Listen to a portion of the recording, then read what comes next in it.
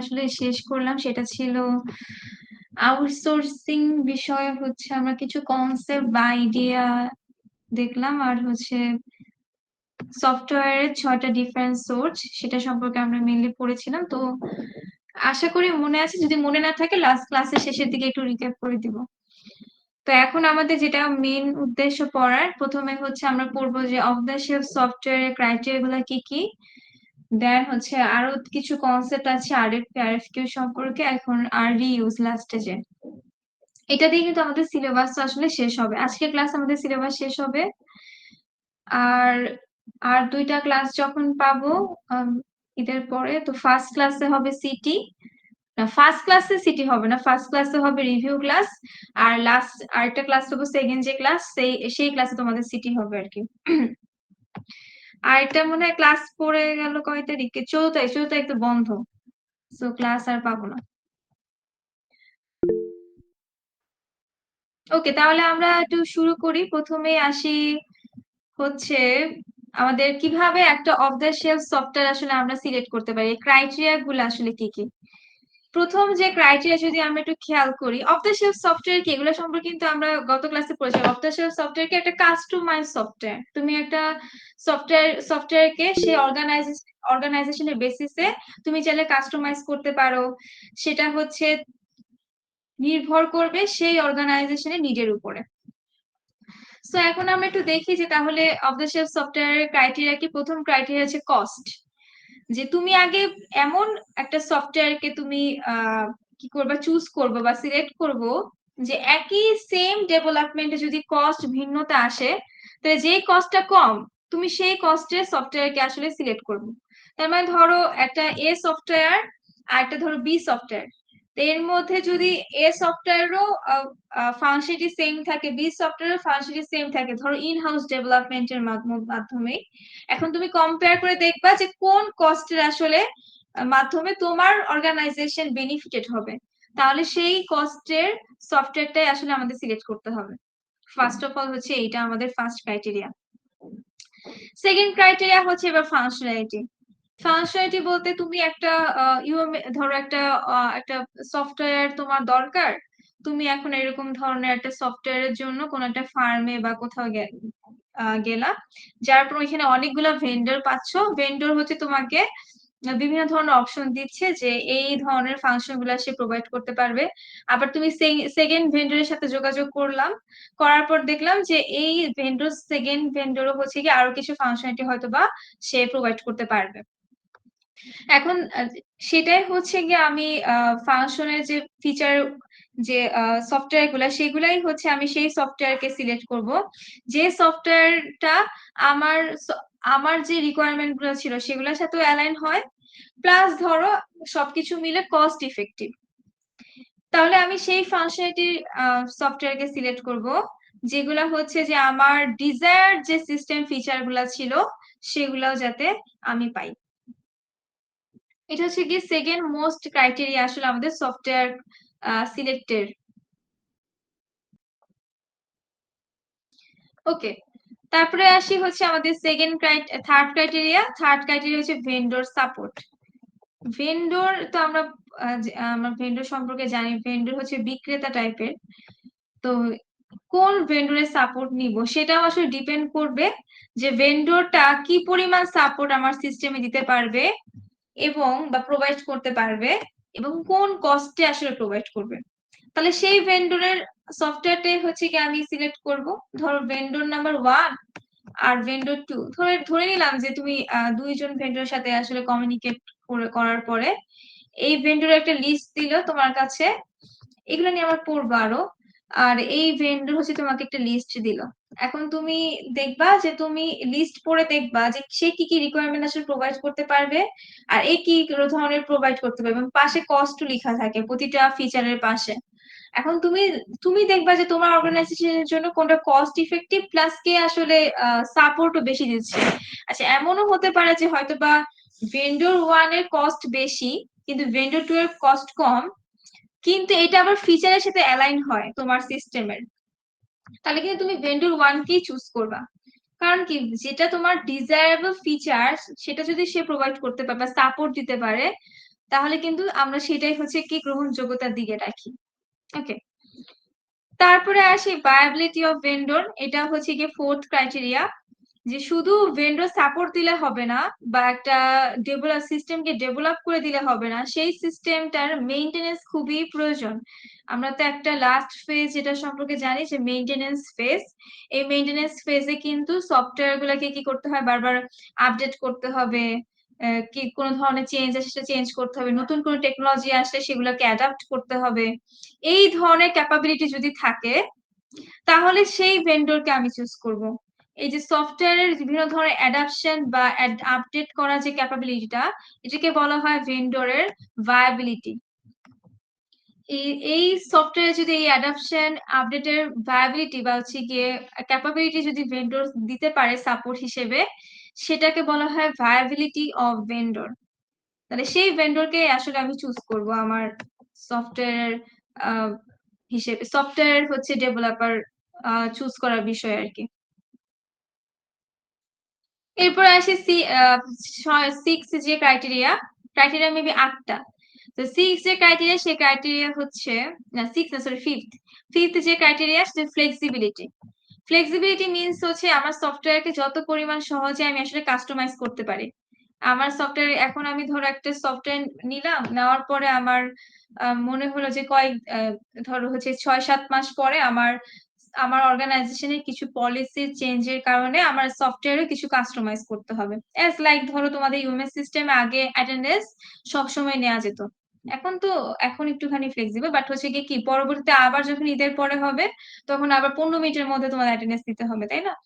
তো এই যে কিছু পলিসির কারণে কিন্তু এই যে সফটওয়্যার গুলো কিন্তু কিন্তু চেঞ্জ করতে হচ্ছে, যে এই যে একটা ফিচার 15 মিনিটের মধ্যে অ্যাটেন্ডেন্স দেওয়া, এটা কিন্তু পরবর্তীতে কি করা হলো, ওই সফটওয়্যার আপডেট করতে হচ্ছে। তাহলে এই যে আপডেট করা ক্যাপাবিলিটি বা কাস্টমাইজ করা ক্যাপাবিলিটি যেটাকে থাকে, সেটাকে বলা হয় ফ্লেক্সিবিলিটি। তার মানে যেই সফটওয়্যার ফ্লেক্সিবিলিটি যত বেশি, তুমি সেই সফটওয়্যারকে আসলে সিলেক্ট করবা তোমার অর্গানাইজেশনের সফটওয়্যার হিসেবে। তারপরে অবশ্যই মাস্ট এটা ইম্পর্টেন্ট যে টপিক, সেটা হচ্ছে কি ডকুমেন্টেশন। এটা তো আসলে বলার অপেক্ষা রাখে না। এইটা হচ্ছে ডকুমেন্টেশন কি ইউজারের ম্যানুয়াল বা হচ্ছে ডেভেলপারের ম্যানুয়াল, আমরা বলতে পারি যে আমাদের সিস্টেমটা একদম শুরু থেকে শেষ পর্যন্ত কিভাবে ডিপ্লয় করা হলো, কিভাবে এটা আপডেট করা হলো, টোটালটাই হচ্ছে একটা ডকুমেন্ট আকারে রাখতে হবে। যেই সফটওয়্যার ডকুমেন্টেশন নাই, তুমি সেই সফটওয়্যার তো আসলে তুমি কোনো ধারণা পাবা না। তাহলে ডকুমেন্টেশন থেকেও তুমি সফটওয়্যারের সিলেক্টিং ক্রাইটেরিয়া আসলে চুজ করতে পারো যে কোন সফটওয়্যারকে তুমি আসলে সিলেক্ট করবা। তারপরে সেভেন্থ ওয়ান যেটা হচ্ছে কি রেসপন্স টাইম। রেসপন্স টাইম তো খুবই ইম্পর্টেন্ট, যে ইউজার রিকোয়েস্টের রেসপেক্টিভে ওই সিস্টেমটা কি কি ধরনের রেসপন্স করতেছে সেটাকে বলা হয় রেসপন্স টাইম। ধরো রেসপন্স টাইম জিনিসটা আসলে কি, ধরো তুমি একটা ওয়েব পেজে যাও, ওয়েব পেজে ধরো একটা সার্চ দাও। সার্চ দেওয়ার অর্থ হচ্ছে তুমি কুয়েরি করতেছো বা একটা কোয়েশ্চেন দিতেছো, যে আমার এটার মাধ্যমে তুমি বুঝাচ্ছো যে এই পেজটা তুমি কুয়েরি চাও বা এই পেজটা তুমি আসলে চাচ্ছ যে লোড হতে তোমার সিস্টেমে। তুমি যখন একটা রিকোয়েস্ট দাও, ধরো একটা ওয়েব পেজে, যে ধরো তোমার সিস্টেম ইউএমএস সিস্টেম লেখে, যদি ধরো তুমি এটা লগ ইন করতে চাও তো ইউএমএস লেখা হয়তো বা সার্চ দাও, দেওয়ার পর দেখো একটা পেজ কিন্তু লোড হয়। এটার অর্থ হচ্ছে তুমি যে ইউএমএস যে লিখে সার্চ দিলা সেটা হচ্ছে কুয়েরি করলা, তার রেসপেক্টিভে ওই সিস্টেম তোমাকে রেসপন্স করলো, ওই ইউএমএস সিস্টেমটা তোমার সামনে লোড করে। এটাকে বলা হয় রেসপন্স টাইম। এই যে একটা সময় লাগতেছে, কতখানি সময়ের মধ্যে তোমার রিকোয়েস্টের রেসপন্স সে দিল, সেটাকে বলা হয় রেসপন্স টাইম। তো অবশ্যই একটা সফটওয়্যারের একটা ক্রাইটেরিয়া, মেইন ক্রাইটেরিয়া হচ্ছে রেসপন্স টাইম। যার রেসপন্স টাইম যত বেশি, সেই সফটওয়্যার কিন্তু তত বেশি মানুষ কাস্টমার ব্যবহার করে না। তোমার যত বেশি রেসপন্স টাইম কম হবে, তত বেশি কাস্টমার ওই সিস্টেম নিয়ে হচ্ছে গিয়ে আরো বেশি আগ্রহী হয়ে ওই সিস্টেমে আর ইউজার হিসেবে। সো এবার আসি ইজ অফ ইনস্টলেশন, সবার লাস্টে যে ক্রাইটেরিয়া। ইনস্টলেশন কি, ইনস্টলেশনটা আমরা বুঝি সফটওয়্যার আসলে লোড করা, তাই না? তো হচ্ছে যে এটা যত বেশি ইজিনেস, যত সিস্টেমের বেশি ডিফিকাল্টি লেভেল যত বেশি হবে, ওই সফটওয়্যার কিন্তু মানুষ তত হচ্ছে গিয়ে সিলেক্ট করবে না। তো ইজ অফ ইনস্টলেশন থাকতে হবে। তো এই 8টা ক্রাইটেরিয়া বলতে পারি আসলে আমাদের অফ দ্য শেলফ সফটওয়্যার সিলেক্টের মেইন যে ক্রাইটেরিয়া। ফার্স্ট অফ অল আমরা যেটা বললাম কস্ট, সেকেন্ড হচ্ছে ফাংশনালিটি, থার্ড হচ্ছে ভেন্ডর, ভেন্ডরের দুইটা, ভেন্ডরের সাপোর্ট, ভায়াবিলিটি অফ ভেন্ডর, এই চারটা। নেক্সট হচ্ছে সফটওয়্যার ফ্লেক্সিবিলিটি, লাস্টে হচ্ছে কি ডকুমেন্টেশন, এবং হচ্ছে পরে রেসপন্স টাইম আর ইজ অফ ইনস্টলেশন। এই 8টা ক্রাইটেরিয়া হচ্ছে আমাদের অফ দ্য শেলফ সফটওয়্যার আমরা সিলেক্ট করব কি করব না, এই 8টা ক্রাইটেরিয়ার উপর ডিপেন্ড করে আমি সেই সফটওয়্যারটাকে সিলেক্ট করব। সো অনেক ইম্পর্টেন্ট কোয়েশ্চেন।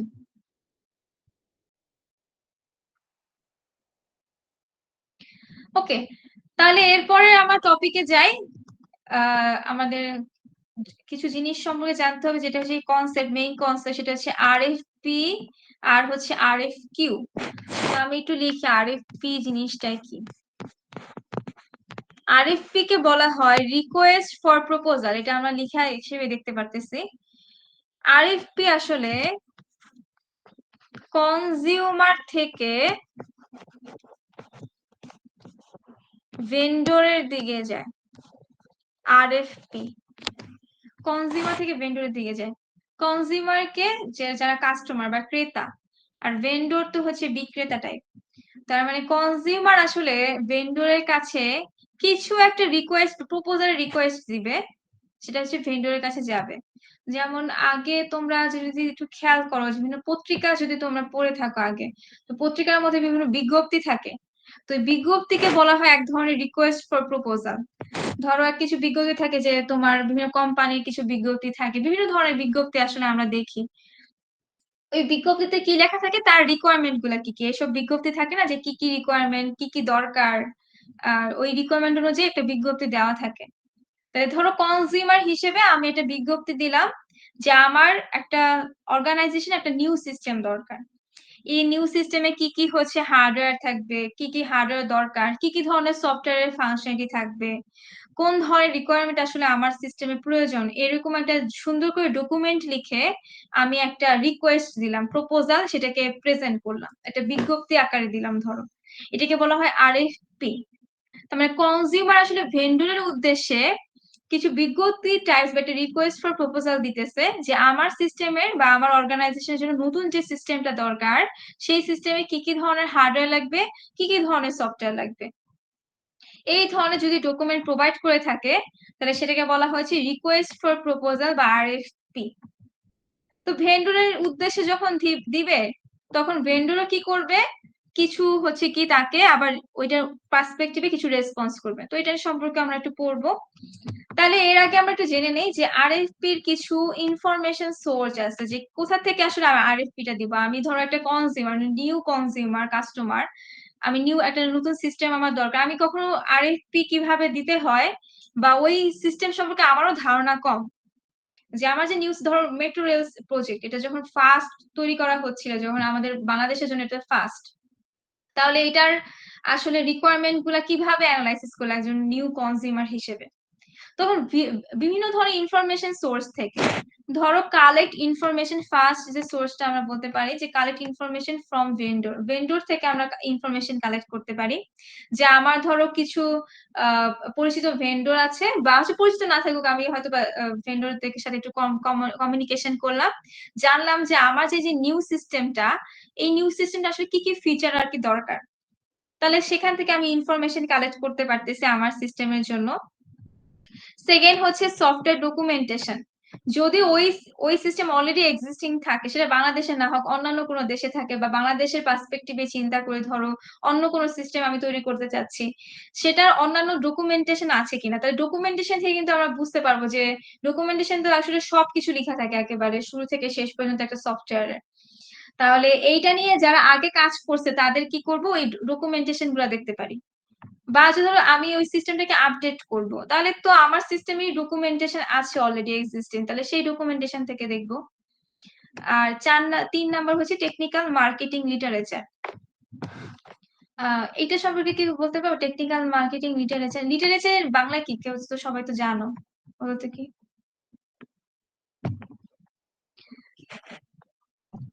এই তোমরা কি আমার কথা শুনতে পারো? জি ম্যাম, শুনতে পাচ্ছি। লিটারেচার মানে কি, সাহিত্য না তো, এটা কিন্তু আবার সেই সাহিত্য না। লিটারেচার মিনস এখানে ব্যাকগ্রাউন্ড স্টাডি, তোমার সিস্টেমের এই যে টেকনিক্যাল মার্কেটিং যে লিটারেচার, এটার এটার অর্থ হচ্ছে, ধরো তুমি একটা সুপার মার্কেট তৈরি করবা, তার মানে অলরেডি সুপার মার্কেট অনেক আছে। এই যে এক্সিস্টিং যে সিস্টেম গুলা, এটা তোমার সিস্টেমের জন্য ব্যাকগ্রাউন্ড স্টাডি বা লিটারেচার। তাহলে অলরেডি যেগুলা নিয়ে কাজ করা হয়ে গেছে সেগুলা থেকেও তুমি কি ধরনের ইনফরমেশন সোর্স গুলো আসলে কালেক্ট করতে পারো। তুমি বিভিন্ন সোর্স থেকে কালেক্ট করে দেন কি করলে আরএফপি টা হচ্ছে প্রোভাইড করলা কাদের উদ্দেশ্যে, ভেন্ডরের উদ্দেশ্যে প্রোভাইড করলা, যে এরকম আমার একটা সিস্টেমের এমন কিছু ফাংশনালিটি আসলে দরকার, মোটামুটি একটা প্রপোজাল দেওয়ার মতো।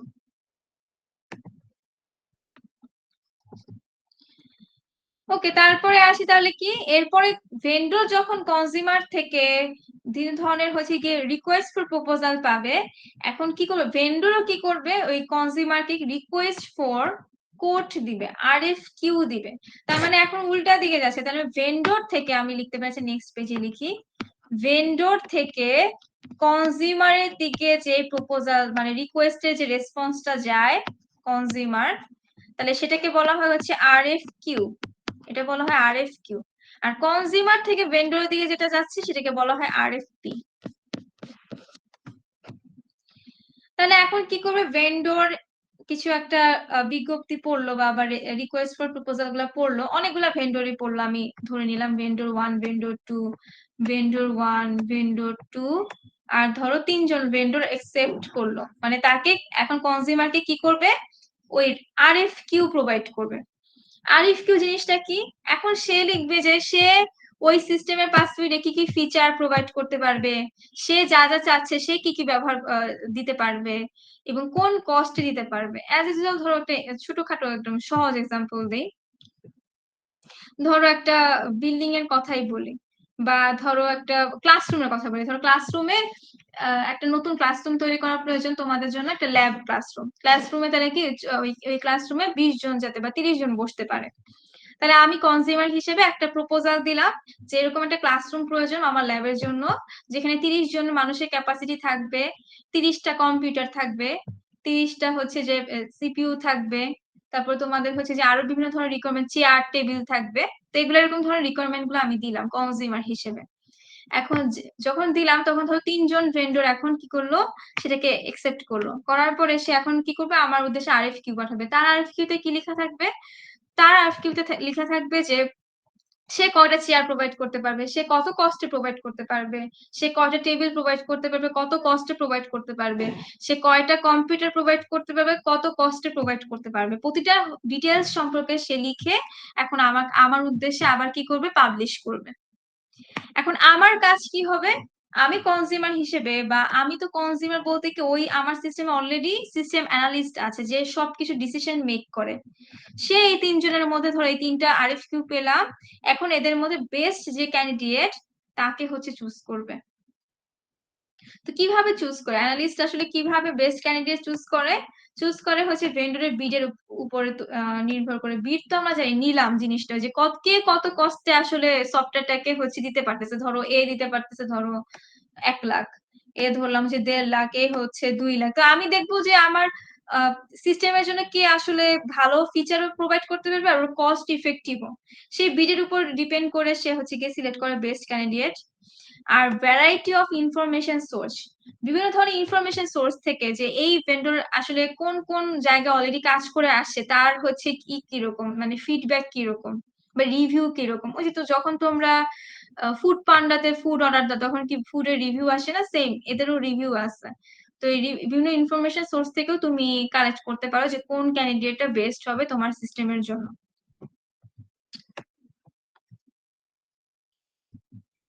ওকে, তাহলে আমরা কিছুক্ষণ আগে দেখলাম যে ইনফরমেশন সোর্স, বিভিন্ন আরএফপি টা যেরকম কনজিউমার যখন ভেন্ডরকে দেয়, তখন ভেন্ডর যখন প্রপোজাল একসেপ্ট করে সে অনুযায়ী ভেন্ডর আবার বিপরীত দিকে আবার আরএফকিউ টা দেয়।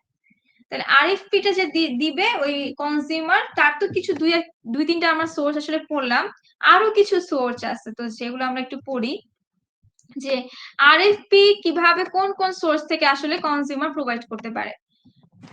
ওকে, প্রথমে যেটা আমরা ওই ফার্স্ট পয়েন্টটা সম্পর্কে অলরেডি আলোচনা করে ফেলছি, যে ভেন্ডরের প্রপোজাল থেকে যে বিভিন্ন ধরনের ভেন্ডরের সাথে কমিউনিকেট করে সে এটা ইনফরমেশন সোর্স গুলা কালেক্ট করতে পারে, এটা অলরেডি পড়লাম। সেকেন্ড হচ্ছে ধরে নিলাম আমার সফটওয়্যার আপডেট দরকার, তাহলে ওই সফটওয়্যার বিভিন্ন রানিং যে সফটওয়্যারটা আছে সেটাকে বিভিন্ন ধরনের সিরিজ অফ টেস্টিং এর মাধ্যমে আসলে আমি বুঝতে পারি যে ওই সফটওয়্যারে কোনো বাগ আছে কিনা, ইরর আছে কিনা, বা ওই সফটওয়্যার আর কি কি ফিচার দরকার, সেই অনুযায়ী কিন্তু আমি আবার ওইগুলাও কিন্তু রিকোয়ারমেন্টে দিতে পারি যে আমার সফটওয়্যারে এখন কি কি ধরনের বাগ ফিক্স করতে হবে, কি ধরনের ইরর দেখা দেখা দিচ্ছে, কাস্টমারের কি কি ফিডব্যাক আসতেছে আসলে সেই অনুযায়ী কি করতে পারি, আমি আবার হচ্ছে আরএফপি টা দিতে পারি, ইনফরমেশন সোর্সটা বা দিতে পারি ওই ভেন্ডরের উদ্দেশ্যে।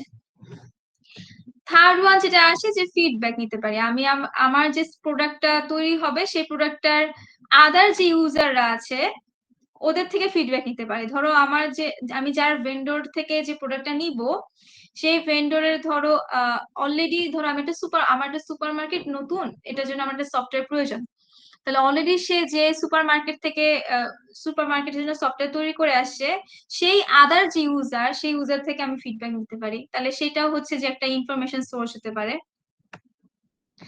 তারপরে 4 নাম্বার কি ইন্ডিপেন্ডেন্ট সফটওয়্যার টেস্টিং সার্ভিস। তো বিভিন্ন ধরনের যে ইন্ডিপেন্ডেন্ট যে সফটওয়্যার গুলো, এটা তো রানিং সফটওয়্যার বলতে বুঝাচ্ছি যে আমার যে সফটওয়্যারটা, আর ইন্ডিপেন্ডেন্ট সফটওয়্যার বলতে বুঝাচ্ছি যে অলরেডি যে সফটওয়্যার গুলো অলরেডি ক্রিয়েটেড আছে এক্সিস্টিং যেগুলো, সেগুলো থেকে টেস্টিং সার্ভিসের মাধ্যমে আসলে আমি গ্যাদার করতে পারি যে কি কি আসলে আমার যে নতুন যে সফটওয়্যার সেটার জন্য দরকার। তাহলে এটাও হচ্ছে এক ধরনের আমরা বলতে পারি ইনফরমেশন সোর্স আমার সফটওয়্যারের জন্য। তারপর বললাম কাস্টমার সার্ভে। কাস্টমার সার্ভে হচ্ছে আমার যে সিস্টেমের যে কাস্টমাররা যে সিস্টেমটা ব্যবহার করবে তাদের থেকে আমি সার্ভে নিতে পারি। অ্যাজ ইউজুয়াল ধরো নতুন একটা ইউএমএস সিস্টেম তৈরি করা হচ্ছে, তখন তোমরা হচ্ছে কিন্তু এক ধরনের ইউজার বা কাস্টমার বলতে পারি, তো তোমাদের থেকে সার্ভে নেওয়া হলো যে সার্ভের মাধ্যমে এবার ইনফরমেশন গ্যাদার করা হলো আসলে কি কি নতুন নতুন ফিচার থাকলে আরো বেশি সিস্টেমটা আরো বেশি ইফিশিয়েন্ট হয়, তাহলে এটাকে বলা হয় কাস্টমার সার্ভে। সবার যে পয়েন্টটা লাস্ট পয়েন্টটা এটা হচ্ছে কি আর্টিকেলস ইন ট্রেড পাবলিকেশন। আমরা ট্রেড পাবলিকেশন থেকেও আর্টিকেল গুলা কালেক্ট করতে পারি, কিন্তু দেখা যায় এগুলো অনেক সময় বায়াস থাকে। কেউ এই পয়েন্টটা ব্যাখ্যা করতে পারবো জিনিসটা কি?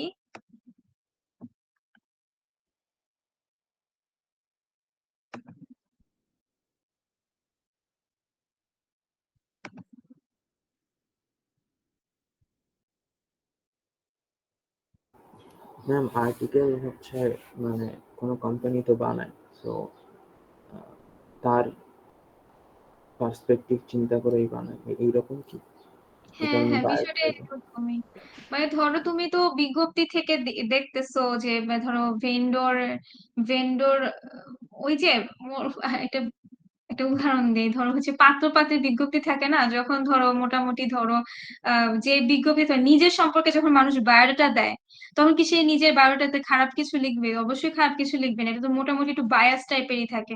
তাহলে ধরো যেই পাবলিকেশন গুলো অলরেডি আছে আর্টিকেল ওই ভেন্ডর সম্পর্কে, ধরো ওই ওই কোম্পানিরই ট্রেড পাবলিকেশন, ওই কোম্পানিতে যে আমি সার্চ দিলাম, এখন সে নিজের কোম্পানির ওই কোম্পানির ভেন্ডর সম্পর্কে অবশ্যই খারাপ কিছু লিখবে না, বা হচ্ছে কি ভালো রিভিউ থাকবে।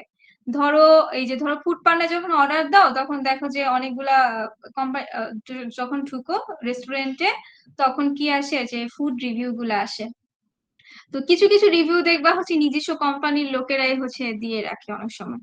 তো এই যে এইগুলা হচ্ছে কি কি বায়াস টাইপের হতে পারে যে ভালো, আবার বায়াসড হতে পারে। সো এখান থেকেও আমরা কালেক্ট করতে পারি, কিন্তু এটা আমাদের মাথায় রাখতে হবে যে এটা সব সময় আমরা একদম ফেয়ার যে ডিসিশন সেটা হচ্ছে নাও পেতে পারি। এই জন্য এটা সবার লাস্টের সোর্স দেওয়া আর কি, ইনফরমেশন সোর্স।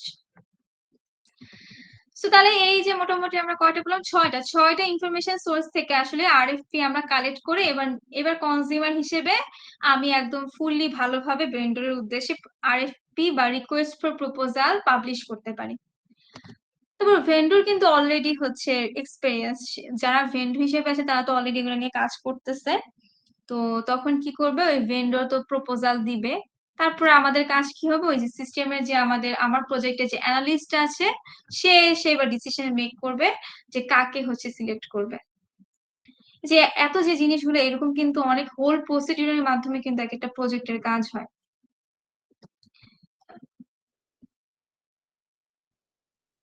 তো মোটামুটি হচ্ছে কি আমরা আমাদের যে ইনফরমেশন সিস্টেম গুলা কিভাবে একদম শুরু থেকে শেষ পর্যন্ত যে শুরু হয়, যে কিভাবে প্রপোজাল আসতেছে, কিভাবে একটা ভেন্ডর কিভাবে একসেপ্ট করা হয়, কিভাবে আমার সিস্টেমে আমার অর্গানাইজেশনের জন্য কোন অ্যানালিস্ট বেশি ভালো হবে, অ্যানালিস্ট চুজ করার পর সে কি কি ধরনের ডিসিশন আসলে মেক করে, এই সকল কিন্তু কিন্তু আস্তে আস্তে কিন্তু আমরা আসলে আমাদের টপিকের ডিপের দিকে যাচ্ছি। তো যত আমরা এই টপিক এই কোর্সটা শেষ করব, তত তুমি তোমার ইন্ডাস্ট্রিয়াল লাইফের সাথে তুমি আসলে পরিচিত হচ্ছ। জিনিসটা একটু থিওরিটিক্যাল হলেও কিন্তু এগুলা কিন্তু তোমাদের পুরো ক্যারিয়ার লাইফ বলো এবং হোল তোমাদের কিন্তু সারা জীবনে এই জিনিসগুলো আসলে লাগবে, কনসেপ্ট গুলা।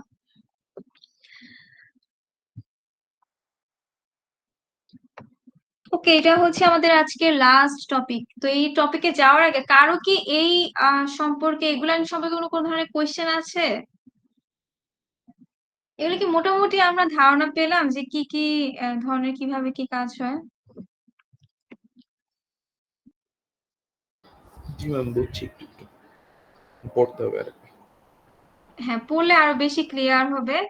আর সব সময় যেটা করবা যে মুখস্থ করবা না, বিষয়গুলা বুঝার চেষ্টা করবা যে কি, যে ধরো এই যে আরএফপি কি আরএফকিউ কি, যে তুমি মুখস্থ করে যে তোমার মনে থাকবে না, তোমাকে বুঝতে হবে জিনিসটা আসলে ইন্ডাস্ট্রিয়াল পার্সপেক্টিভে। তুমি একটা উদাহরণ দিয়ে হচ্ছে পড়ো, যেমন আমি উদাহরণ দিয়ে তোমাদেরকে পড়াচ্ছি। তো এটা সম্পর্কে মনে রাখো, তারপর আরএফকিউ কি, এটা কিভাবে দেওয়া হয় এটা মনে রাখো। তাহলে তুমি তো লিখার সময় যখন তুমি এক্সামে অ্যান্সার করবা, তখন তো তোমার মেইন কনসেপ্ট লিখতে পারলেই তো তুমি হচ্ছে। তো একদম মুখস্থ করতে হবে না। তবে ইনফরমেশন সোর্স গুলা কি একদম টু দা পয়েন্ট। দেখো এখানে 6টা পয়েন্ট আছে। তো এগুলা কোথা থেকে কিরকম ধরনের আসতেছে, তুমি যখন নিজে লিখতে চাবে, তুমি যদি বুঝে বুঝে পড়ো, তুমি লিখতে গেলে তোমার এমনিতেই মনে পড়বে যে আসলে এগুলো থেকে কোথা থেকে গ্যাদার করতে হবে। তুমি তখন কনজিউমার হিসেবে চিন্তা করবা যে কনজিউমার হিসেবে আমি কি কি ধরনের ইনফরমেশন সোর্স কোথা থেকে কালেক্ট করতাম।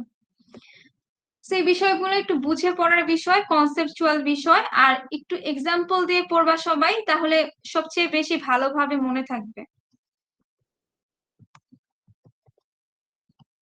ওকে, আর তারপরে তো আমাদের যে রিভিউ ক্লাস আছে, ওই রিভিউ ক্লাসে পরে আবার ভালো করে হচ্ছে বলে দিব কিভাবে কি পড়তে হবে। ওকে, তাহলে আমরা আমাদের লাস্ট যে টপিক, এটা দিয়ে আমাদের মেইনলি সিলেবাসও শেষ হবে। এটা হচ্ছে কি রিইউজ। রিইউজ কিন্তু খুবই ইম্পর্টেন্ট একটা টপিক, কারণ আমরা জানি যে এগুলা সাস্টেনেবিলিটি ডেভেলপমেন্টের সাথে খুবই রিলেটেড। রিইউজ জিনিসটা আসলে কি? The use of previously written software resources, especially objects and components in new application. তুমি একটা নতুন অ্যাপ্লিকেশন তৈরি করতে চাচ্ছ, অলরেডি তোমার সফটওয়্যার, তোমার যে কোম্পানি, সেই কোম্পানিতে অলরেডি অনেকগুলো প্রজেক্ট চলতেছে বা একটা সফটওয়্যার প্রজেক্ট গুলো চলতেছে। সেই প্রজেক্টের জন্য তুমি কিছু মডিউল অলরেডি তৈরি করে ফেলছো, কিছু রিসোর্স অ্যালোকেট করে ফেলছো। তোমার যদি ওই একই জিনিস আবার দরকার হয় নিউ অ্যাপ্লিকেশনে, তুমি আবার নতুন করে তৈরি করবা না। তুমি যেটা করবা যে অবশ্যই আমরা যে আমাদের যে প্রিভিয়াসলি সফটওয়্যার গুলো তৈরি করা আছে, সেই রিসোর্স গুলো আমরা ব্যবহার করব। এতে কি হয়, অনেক বেশি টাইম যেরকম সেভ হয়, সেম ভাবে কস্ট ইফিশিয়েন্ট হয়। তাহলে হচ্ছে ধরো ধরো একটা নতুন সিস্টেম বলতে পারি, ধরো আমাদের একটা ইউএমএস সিস্টেম আছে, আহ, আর এটা আমি ধরো অ্যাটেন্ডেন্স সিস্টেম তৈরি করতে যাচ্ছি একটা হিসেবে আর কি। ধরো না, এটা ফুড অর্ডারিং অ্যাপ একটা তৈরি করতে অলরেডি আমার কাছে আছে তৈরি করা আমার কোম্পানিতে। এখন আমি ফুড রিভিউ অ্যাপ তৈরি করব। এখন ধরো এইটার মধ্যে কিছু ফিচার আছে, ধরো ফিচার 1, আর এখানে দিলাম ফিচার 2। একটা ধরো ফিচার আছে হচ্ছে গিয়ে পেমেন্ট মেথড, একটা আছে অর্ডারের হচ্ছে অ্যাড টু কার্ট মেথড। তারপরে হচ্ছে আরেকটা ফিচার ধরো আছে রিভিউ, যে কাস্টমার এই অর্ডারিং অ্যাপে রিভিউ দিতে পারে। তাহলে অলরেডি তুমি কিন্তু কোম্পানিতে তুমি অলরেডি ভেন্ডর হিসেবে কি করছো, এটা কিন্তু ডেভেলপার হিসেবে এটা তৈরি করে দিছো তোমার অর্গানাইজেশনের জন্য। একটা অর্গানাইজেশনের জন্য তুমি অলরেডি তৈরি করে দিছো এবং সেটা তো তোমার কাছে অবশ্যই আছে মেইন কপি। এখন যখন নতুন কনজিউমার বা নতুন কাস্টমার আসবে, এসে সে বললো যে আমার কোম্পানির জন্য ফুড রিভিউ অ্যাপ তৈরি করা দরকার, তাহলে তুমি কিন্তু অলরেডি এই যে ফিচার থ্রিতে ফুড রিভিউ অ্যাপ তৈরি করে রাখছিলা এই ফুড অর্ডারিং অ্যাপে, তাহলে তুমি কি করবে, এটা রিউজ করবো, তাহলে এইটাকে রিউজ করে এখানে নিয়ে আসবো, তাহলে F3। তাহলে কি হচ্ছে, এই যে আবার শুরু থেকে শেষ পর্যন্ত এটার জন্য আমার টাইম অ্যালোকেট করতে হচ্ছে না, যে প্ল্যানিং, অ্যানালাইসিস, তারপর ডিজাইন, এই যে ইমপ্লিমেন্টেশন, এত পরিমাণ যে সময়, এই সময়গুলো কিন্তু সেভ হয়ে যাচ্ছে, প্লাস কস্টও কমে যাচ্ছে। যত বেশি ফেজ তুমি চালাবা তত তত বেশি ওই ফেজের জন্য তোমার কষ্ট খরচ যাবে। তাহলে আমরা বলতে পারি যে ওই সিস্টেমের কোন একটা অবজেক্ট বা একটা ছোট কম্পোনেন্ট যদি প্রিভিয়াসলি আমি করে থাকি, সেটাকে আমি আবার নতুন অ্যাপ্লিকেশনে সেটাকে ইউজ করতে পারি, এটাকে বলা হয় রিইউজ। তো রিইউজের টেকনোলজি দুই ধরনের, একটা হচ্ছে কোথায় কোন কোন টেকনোলজিতে আসলে রিইউজ করা যায়, সব টেকনোলজিতে কিন্তু রিইউজ করা যাবে না। রিউজ করা যায় হচ্ছে কি অবজেক্ট ওরিয়েন্টেড ডেভেলপমেন্ট যে সিস্টেম গুলা, সেগুলাতে রিউজ করা যাবে। সেকেন্ড হচ্ছে কি কম্পোনেন্ট বেসড যে ডেভেলপমেন্ট, সেগুলোকে রিউজ করা যাবে। তো আমরা একটু দেখি যে অবজেক্ট ওরিয়েন্টেড ডেভেলপমেন্ট কি আর কম্পোনেন্ট বেসড ডেভেলপমেন্ট গুলা কি। অবজেক্ট ওরিয়েন্টেড সম্পর্কে আমাদের সবাই মনে আছে, সবাই বলো তো ক্লাস অবজেক্ট কি বা ক্লাস কি? ক্লাস হচ্ছে একটা ফ্রেমওয়ার্ক। বা একটা ব্লুপ্রিন্ট ফ্রেমওয়ার্ক বলতে বলতে পারি। হ্যাঁ হ্যাঁ ব্লুপ্রিন্ট। এটা ব্লুপ্রিন্ট। আচ্ছা, তো ক্লাসের মধ্যে কমন কিছু ক্যারেক্টারিস্টিক্স থাকবে যেগুলো প্রত্যেকটা অবজেক্ট সেগুলোকে ইনহেরিট করে, যার অবজেক্টের ভিতরে সেই কমন ক্যারেক্টারিস্টিক্স গুলা বা বৈশিষ্ট্যগুলো থাকবে। কিন্তু প্রতিটা অবজেক্ট আবার ভিন্ন ভিন্ন, তাদের নিজস্ব ইন্ডিভিজুয়াল কিছু ক্যারেক্টারিস্টিক্স থাকবে বা মেথড থাকবে, কিছু ভ্যালু থাকবে, অ্যাট্রিবিউট থাকবে, বিহেভিয়ার থাকবে। যেমন স্টুডেন্ট হিসেবে প্রত্যেক স্টুডেন্টের একটা হচ্ছে রোল থাকে, আইডি থাকে, তার ডিপার্টমেন্ট থাকে, তার হচ্ছে গিয়ে তার বিভিন্ন ধরনের কোর্স থাকে। Okay fine. তাহলে এখন তুমি তোমার তার নেম থাকে, তার অ্যাড্রেস থাকে। তোমরা সবাই একজন স্টুডেন্ট, তাহলে আমরা সবাই জন স্টুডেন্ট, সবারই কি আছে একটা করে আইডি, নেম সব আছে, কিন্তু সবাই কিন্তু সেম পিপল না, কারণ প্রত্যেকের আলাদা আলাদা কিছু আবার মেথড বা বিহেভিয়ারের উপর ডিপেন্ড করে তোমরা সবাই ভিন্ন ভিন্ন, একজন এক একজন পার্সন, ইন্ডিভিজুয়াল পার্সন। তো অবজেক্ট ওরিয়েন্টেড যে ডেভেলপমেন্ট গুলা থাকে, যে সিস্টেমে থাকবে, সেগুলাকে আসলে রিউজ করা যায়।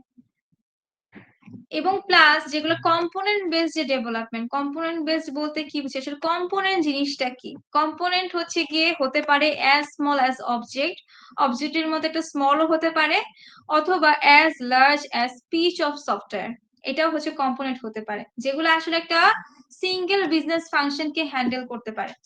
ধরো এই যে নতুন কেবলই ফুড অর্ডারিং অ্যাপের জন্য 3টা ফিচারের কথা বলছিলাম, এই 3টা ফিচার একটা কম্পোনেন্ট হতে পারে। ধরো একটা কম্পোনেন্টের নাম বললাম ফুড অ্যাড টু কার্ট, এটা একটা কম্পোনেন্ট। তারপর পেমেন্ট মেথড একটা কম্পোনেন্ট, তারপর ফুড রিভিউ দিতে পারবে, এটা একটা কম্পোনেন্ট। এই যে এক একটা স্মল অবজেক্ট গুলোকে আমি একটা কম্পোনেন্ট হিসেবে ধরতেছি। তাহলে কি করতে পারি, যখন কম্পোনেন্ট বেসড ডেভেলপমেন্ট গুলো সেগুলোকে রিউজ করা যায়, তোমার যে কম্পোনেন্টটা রিউজ করার প্রয়োজন হবে তুমি সেই কম্পোনেন্টটা নতুন অ্যাপ্লিকেশনে নিয়ে আসো আর কি। সেম ভাবে হচ্ছে যদি আবার বলতে পারি যে ফুড অর্ডারিং যে অ্যাপ, এই টোটালটাকেই একটা হচ্ছে টোটাল পিস সফটওয়্যারকে আমি হচ্ছে কি করতে পারি, একটা অবজেক্ট হিসেবে ধরতে পারি, মানে একটা কম্পোনেন্ট হিসেবে ধরতে পারি। অ্যাজ লাইক ধরো তুমি একটা অ্যাটেন্ডেন্স সিস্টেম তৈরি করলা, এই অ্যাটেন্ডেন্স সিস্টেমটা অলরেডি একটা সফটওয়্যার তুমি অলরেডি তৈরি করে ফেলছো। এখন তোমাকে একটা নতুন অর্গানাইজেশন আসলো, তোমাকে ইউএমএস সিস্টেম তৈরি করতে দিল, তাহলে ইউএমএস সিস্টেমের কিন্তু এটা একটা ফিচার যে অ্যাটেন্ডেন্স থাকবে, তাহলে এই হোল যে সফটওয়্যারটা, এখানে ইউএমএস সিস্টেম একটা কম্পোনেন্ট। তাহলে আমরা বলতে পারি যে কম্পোনেন্ট যেমন অবজেক্টের মতো স্মলও হতে পারে, সো একটা সফটওয়্যারকেও আমি কম্পোনেন্ট বলতে পারি, যে কম্পোনেন্ট বেস যে ডেভেলপমেন্ট গুলা করা হয় সেগুলোতেও আবার রিউজ করা যায়। তাহলে আমরা একটু দেখি যে রিউজে তাহলে ইফেক্টিভনেসটা কোথায়। রিউজ ক্যান বি ইফেক্টিভ, এটা আসলে প্রোডাক্টিভিটি বাড়ে, এটা রিওয়ার্ক গুলাকে রিডিউস করে, মানে একই কাজ বারবার আমার করতে হচ্ছে না, আর ডিফেক্ট গুলো আস্তে আস্তে কমে আসে। তুমি যত এক একটা জিনিসকে রিউজ করবে তত বেশি ডিফেক্টিভ কমে আসে। কিন্তু কিছু কিছু হচ্ছে গিয়ে টেকনিক্যাল ইস্যু হতে পারে বা অর্গানাইজেশনাল ইস্যু ক্রিয়েট হতে পারে। কি কি ধরনের ইস্যু ক্রিয়েট হতে পারে? যেমন টেকনিক্যাল ইস্যু বলতে বুঝাই যে ল্যাক অফ মেথোডোলজি। এই ধরো নতুন নতুন ভাবে যদি একই জিনিস তুমি বারবার তৈরি করতা, ধরো নতুন ডেভেলপার আসলো, ওই ডেভেলপার আসলো, সে তাহলে কি করতে হচ্ছে, আগের ডেভেলপার ধরো ফুড রিভিউ যে তৈরি করে গেছিল ফাংশনটা, সেটাকে তুমি কোলাবোরেট করতেছো, অন্য নতুন ফিচারের জন্য, নতুন সফটওয়্যারের জন্য। কিন্তু তোমার তোমার নিজস্ব যে কিছু থাকতে পারে, যে নতুন মেথড তুমি উদ্ভাবন করতে পারতে, হয়তো বা নতুন কোনো আইডিয়া তুমি দিতে পারতে, সেই আইডিয়া কিন্তু তুমি দিতে পারতেছো না। ধরো আমি বললাম যে এই সফটওয়্যার যে ল্যাবে বললাম যে অলরেডি আমার এই সফটওয়্যার গুলো তৈরি করা আছে, তোমাদের কাজ হবে তোমরা একটা আপডেট করবা। এতে কিন্তু তোমাদের নতুন আইডিয়া আসবে না, তোমরা ওই যে এক্সিস্টিং যে সফটওয়্যার গুলো আছে সেগুলোর উপরেই তুমি কাজ করতে থাকবা। কিন্তু তোমাকে যদি বলি যে তুমি নিজে কিছু আইডিয়া জেনারেট করো, যার মাধ্যমে তুমি কিছু প্রজেক্টের কাজ করবা, তোমার মাথায় বিভিন্ন ধরনের নতুন নতুন আইডিয়া আসবে। আর ভিন্ন ভিন্ন মানুষ যখন কাজ করে, তাদের ভিন্ন ভিন্ন মানুষের কিন্তু আইডিয়া বা চিন্তা ভাবনাও কিন্তু ভিন্ন হয়। তো তাহলে টেকনিক্যাল কিছু ইস্যু হয়, যেরকম হচ্ছে কিছু মেথোডোলজি ল্যাকিংস থাকতে পারে। যেমন তুমি যেটা চাচ্ছ যে মেথডটা ব্যবহার অলরেডি করা আছে, সেটা হচ্ছে পরবর্তী যে নতুন টেকনোলজি আসবে, নতুন টেকনোলজিতে হয়তোবা সেই মেথডটা অ্যাডাপ্ট করা যায় না। এরকম ধরনের কিছু ইস্যু ক্রিয়েট হয়। আবার অর্গানাইজেশনের কিছু ইস্যু ক্রিয়েট হয়, সেটা হচ্ছে গিয়ে যে ল্যাক অফ কমিটমেন্ট। যত একই জিনিস বারবার ইউজ করবা, তখন কমিটমেন্টও কমে আসে। কিছু জিনিস হচ্ছে কি আসলে ইস্যু ক্রিয়েট হয়, কিন্তু রিউজ কে আসলে ইফেক্টিভ আমরা বলতে পারি, কারণ কি এটা কস্ট আর টাইম অনেক বেশি হচ্ছে গিয়ে কমিয়ে নিয়ে আসে।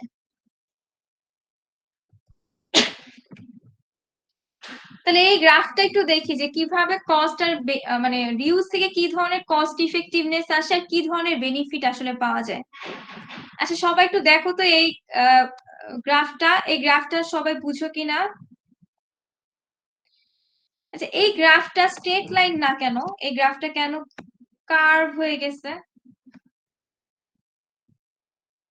দেখো, এক্স এক্সিস বরাবর হচ্ছে number of project using reusable asset, মানে রিউজ করে নাম্বার অফ প্রজেক্ট গুলা।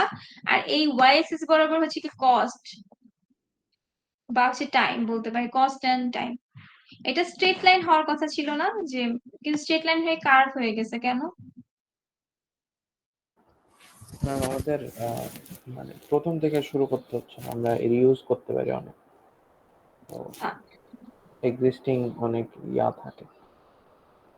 আচ্ছা, তাহলে ধরো তুমি ফার্স্ট যখন প্রজেক্টটা তৈরি করতেছো, তখন ধরো $50 লাগলো আর কি, যখন তুমি ফার্স্ট প্রজেক্টটা তৈরি করলা। ওকে, সেকেন্ড প্রজেক্টটা তৈরি করলে তার মানে তোমার ওই নিয়ম হিসেব করলে $100 লাগার কথা, $100। কিন্তু এখন ধরো $100 লাগলো না, এখন লাগলো $75। কেন $75 লাগলো? কারণ তুমি এই ফার্স্ট প্রজেক্ট থেকে কিছু কম্পোনেন্ট ছিল, সেগুলো হয়তো তুমি রিউজ করছো সেকেন্ড প্রজেক্টে। তাই সেগুলো তো আর, যেগুলো অলরেডি তৈরি করা, সেগুলো তো আর কস্ট লাগে না। তাই $100 যেটা দরকার ছিল, সেটা কিন্তু 75 অলরেডি রিডিউস করে আসলো। এরপর ধরো থার্ডটাতে আবার ওই নিয়ম হিসাব করলে হয়তো $150 লাগার কথা ছিল, কিন্তু এখন হয়তো $150 লাগলো না, $100 প্রয়োজন থার্ড যে প্রজেক্টটা তৈরি করতে। ওকে, এরকম করতে করতে এক সময় তুমি দেখবা যে এই যে দেখো, এটা স্ট্রেট লাইন যদি হওয়ার কথা ছিল, স্ট্রেট লাইন হচ্ছে না। যখন তুমি সেকেন্ড প্রজেক্টে গেলা, এটা হয়তো 50% মোর কস্ট লাগলো। আবার হচ্ছে কি তুমি যখন 5 প্রজেক্টে গেলা, হয়তো বা যেটা 5 অনেক বেশি প্রয়োজন দরকার ছিল, কিন্তু তার থেকে 25% কস্ট বেশি দিয়ে কিন্তু তুমি আসলে 5টা প্রজেক্ট তৈরি করতে পারতেছো। আবার ধরো 100 প্রজেক্টে যখন তোমার ধরে নিলাম, এরকম করতে করতে এক সময় ধরো তুমি একটা প্রজেক্টে আসলে, ধরলাম ফিগারটা হচ্ছে 100টা প্রজেক্ট তুমি অলরেডি কাজ করে ফেলছো। এখন তোমার ডলার খরচ হলো, ধরো কথার কথা হচ্ছে কত ধরবো, $2500 ধরলাম। আচ্ছা, $2500 ধরলাম, $2500। এখন তুমি যখন 101 নাম্বার প্রজেক্টটা তৈরি করতে যাবা, তখন হয়তো বা যেয়ে দেখবা যে এখন তুমি 100টা যে প্রজেক্ট তৈরি করছো, তার মধ্যে সকল ফিচার চলে আসছে 101 নাম্বার প্রজেক্টটা তৈরি করতে গেলে। তাহলে এটা তৈরি করতে কোনো কস্টই আর লাগবে না, তাহলে সেই $2500 থাকবে তোমার কস্টটা, যে ওইটাতেই থাকবে। তার মানে এক সময় যে দেখবা এটা কার্ভ হতে হতে হতে হতে এক সময়টা প্রায় একই জায়গায় থেমে যায়। কিভাবে থেমে যায়? যে 100টা প্রজেক্ট যখন তৈরি করে গেছে, তখন টোটালে হয়তো বা সবগুলা মিলে হয়তো $2500 খরচ হয়েছিল। তাহলে $101 যখন তুমি তৈরি করতে যাব আমরা, তখন দেখা যাবে ওই একই $2500 কাজ হয়ে গেছে, কারণ অলরেডি 101 প্রজেক্টে যে ফিচার গুলো দরকার ছিল সেটা 100টা প্রজেক্টের মধ্যে আছে। সেম ভাবে 102 প্রজেক্ট, 103 প্রজেক্ট, 104 প্রজেক্ট যখন আসতে থাকবে, তত হচ্ছে গিয়ে কি রিউজের পরিমাণ বেড়ে যাবে, রিউজ অ্যাসেটের পরিমাণ বাড়বে, আর তত বেশি কস্ট কিন্তু এক সময় যে একটা সাম্যাবস্থায় চলে আসে। তাহলে তুমি যদি একটু মানে হিসাব করো, একটা প্রজেক্ট করতে লাগে $50, তাহলে 101টা প্রজেক্ট তৈরি করতে লাগবে কিন্তু 50 × 101, এত পরিমাণ ডলারের প্রয়োজন ছিল। সেখানে কিন্তু মাত্র $2500 তোমার কাজ শেষ হয়ে যাচ্ছে। সেম ভাবে টাইমও কিন্তু কস্টের সাথে একই পরিমাণ ভাবে কমে আসে। তার মানে অনেক বেশি রিউজ থেকে অনেক বেশি কস্ট আর বেনিফিট পাওয়া যায়, আমরা দেখতে পারতেছি। এই এই গ্রাফটা কিন্তু সবাই অবশ্যই প্র্যাকটিস করবো। এরপর আসি, আর আমাদের দুইটা জিনিস বাকি আছে, রিউজের স্টেপ গুলা কি কি, তাহলে আমরা বলতে পারি।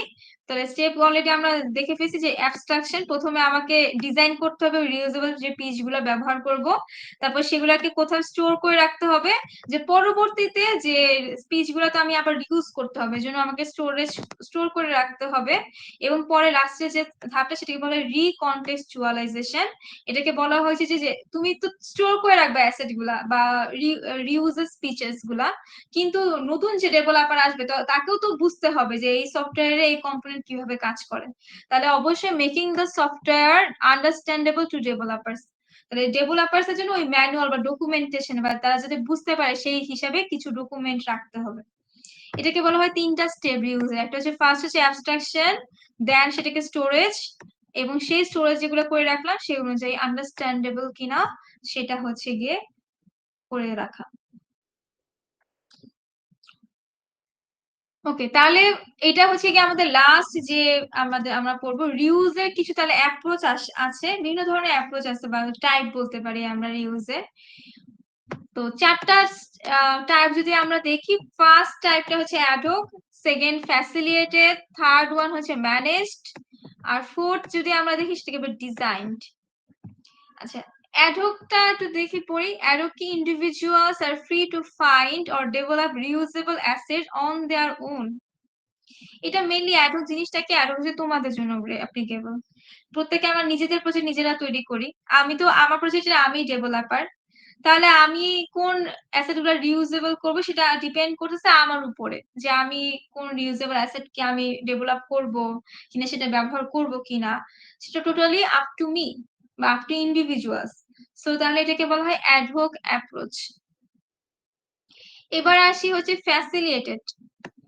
ধরো আমার অর্গানাইজেশন ফ্যাসিলিটেটেড ওয়েতে রিউজের অ্যাপ্রোচ গ্রহণ করলো, এটার অর্থ হচ্ছে developers are encourage to practise reuse. আমি আমার অর্গানাইজেশনের ডেভেলপারদেরকে বললাম যে আপনারা হচ্ছে কি চাইলে রিউজ করতে পারেন। তার মানে কি আমি এনকারেজ করলাম, বাট আমি কিন্তু ম্যান্ডেটরি হিসেবে বলে দেই নাই যে আপনাকে রিউজ করতেই হবে, সকল ডেভেলপারকে নিয়ম বেঁধে দেই নাই, রুলস বেঁধে দেই নাই যে আমাকে তাদেরকে রিউজ প্র্যাকটিস করতে হবে। তাহলে আমি তাদের জন্য অপশন রাখলাম যে তারা চাইলে হয় ইউজ করতে পারে, আর না হয় নিজেদের আইডিয়া অনুযায়ী নতুন কিছু তারা করে দেখাতে পারে, কোনো সমস্যা নাই। এটা হচ্ছে কি অপশনাল হিসেবে রেখে দিলাম আর কি। ম্যানেজটা কি, ম্যানেজটা বলে যদি আমার অর্গানাইজেশন ম্যানেজড রিউজ অ্যাপ্রোচ মেনে চলে, এটাকে বলা হয় হচ্ছে যে আমাদের রিউজেবল যে অ্যাসেট গুলা এটা অ্যাডাপ্ট করা ম্যান্ডেটরি, অবশ্যই আমাকে ওই অ্যাসেট গুলা বা রিউজ করতে হবে। এটা আমি আমার যে অর্গানাইজেশনের যে পলিসি সেই পলিসিতে অ্যাড করে দিলাম যে আমার রিউজ মাস্ট করতে হবে। আচ্ছা, তাহলে একটু দেখো তো এখানেও কিন্তু ডিজাইনেও কিন্তু ম্যান্ডেটরি লেখা, তাহলে এই ম্যানেজার ডিজাইনের মধ্যে ডিফারেন্সটা আসলে কোথায়?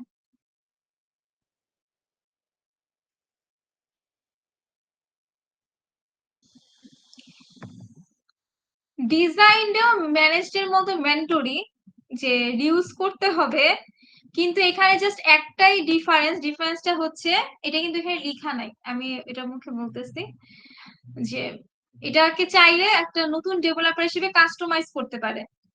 এই ম্যানেজ যেটা আছে, ম্যানেজে ধরো কিছু রিউজেবল পিচ বা কম্পোনেন্ট অলরেডি আছে, সেগুলোতে হচ্ছে ডেভেলপার হাতই দিতে পারবে না, মানে শুধু তাদের কি ম্যান্ডেটরি ব্যবহার করতে হবে, সে ওইখানে অ্যাসেস গুলো রিউজ করবে। কিন্তু ডিজাইনটা বলে যে তুমি ডেভেলপার হিসেবে আমার যে অলরেডি রিউজেবল অ্যাসেট গুলো আছে তুমি রিউজ করতে পারো, অবশ্যই করতে পারো, মানে তোমার ম্যান্ডেটরি। কিন্তু তুমি চাইলে সেই যে ম্যান্ডেটরি যে রিউজেস যে পিস গুলা বা হচ্ছে কম্পোনেন্ট গুলা, সেগুলোতে চাইলে তুমি কি করতে পারো, আপডেট করতে পারো।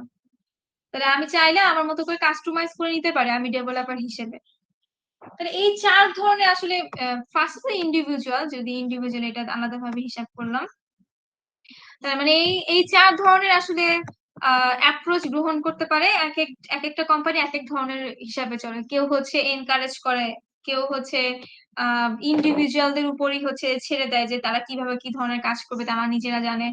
ম্যানেজড হচ্ছে কি ম্যান্ডেটরি করে দেয়, আবার কেউ হচ্ছে ম্যান্ডেটরি করে কাস্টমাইজেবল একটা সুযোগ রাখে। সো এটা ডিপেন্ড করে যে কে কিরকম ধরনের রিউজ অ্যাপ্রোচ আসলে নিবে আর কি। সো এই নিয়ে আমাদের চ্যাপ্টার আসলে শেষ। তাহলে আমরা এই চ্যাপ্টারে আসলে মেইনলি আমাদের অফলাইন ক্লাসে পড়ছিলাম যে আউটসোর্সিং বিষয় কি, তার 6টা ডিফারেন্ট সোর্স অফ সফটওয়্যার, এগুলো তোমরা একটু ভালো করে আবার পড়বা। আর যদি মনে না থাকে রিভিউ ক্লাস তো আমাদের আছে, সময় রিভিউ করব। আর আমরা আজকে যেটা পড়লাম অফ দ্য শেলফ সফটওয়্যার কিভাবে সিলেক্ট করতে হয় তার 8টা ক্রাইটেরিয়া কিন্তু আমরা পড়লাম প্রথমে। তারপরে হচ্ছে পড়লাম আরএফপি, আরএফকিউ, এই যে কিছু কনসেপ্ট, এগুলো কিন্তু খুবই ইম্পর্টেন্ট। আরএফপি, আরএফকিউ এই চ্যাপ্টার কিন্তু থিওরির জন্য খুবই ইম্পর্টেন্ট একটা চ্যাপ্টার। তো আরএফপি, আরএফকিউ পড়লাম। আর লাস্টে যে হচ্ছে আমরা পড়লাম রিউজ কি, এবং রিউজের অনেকগুলো রোলস, বেনিফিট, এর কিছু স্টেপ, অ্যাপ্রোচ। তারপর একটা গ্রাফের মাধ্যমে দেখলাম রিউজ কিভাবে করা যায়, রিউজ করলে কি ধরনের অ্যাডভান্টেজ পাওয়া যায়, আর কি কি ধরনের ইস্যু ক্রিয়েট হয়, সেগুলো সম্পর্কে কিন্তু আমরা একদম হোল একটা ব্রিফ ধারণা নিলাম আর কি।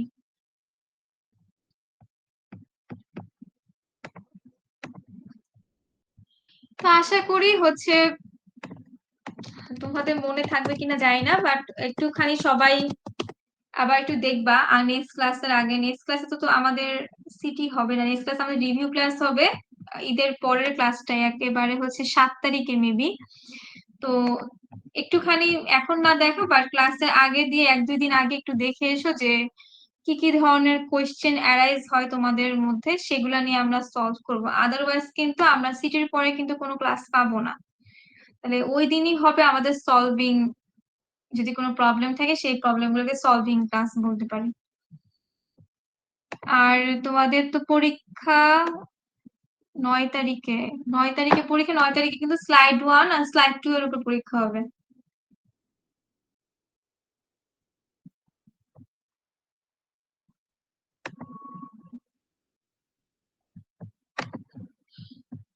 আচ্ছা সবাই অ্যাটেন্ডেন্সটা দে। অরিয়ন, ম্যাম আজকে কি অ্যাটেন্ডেন্স নিছেন? নিব এখন। Orion, present ma'am. অমি, অমি নাই। Himel, present ma'am. Raisa, Yes, ma'am.